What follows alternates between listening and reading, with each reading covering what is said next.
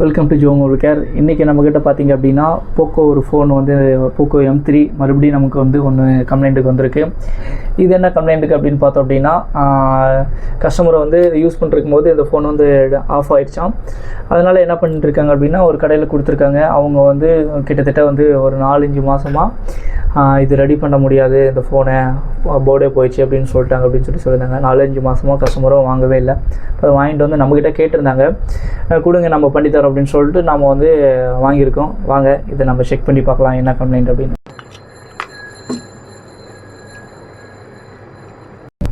இப்போ வந்து என்ன ப்ராப்ளம் அப்படின்னு சொல்லி பார்த்தீங்க அப்படின்னா, APT-IC தான் நமக்கு வந்து ப்ராப்ளமாக இருந்தது. அது வந்து பார்த்தீங்க அப்படின்னா சார்ஜிங் ஐசியிலேருந்து 4G ஐசிக்கும் போகிற வந்து லைனில் வந்து அந்த APT-IC நமக்கு வந்து வேலை செய்யும்.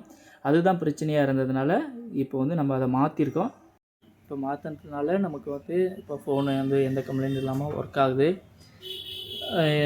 இது மாத்திரம் இல்லாமல் போக்கோவில் நிறைய கம்ப்ளைண்ட் வந்துட்டுருக்கு.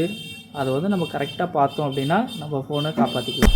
இந்த மாதிரி எந்த கம்ப்ளைண்ட்டாக இருந்தாலும் நம்மளுடைய ஜோ மொபைல் கேரில் நம்ம வந்து சர்வீஸ் பண்ணி கொடுத்துட்ருக்கோம்.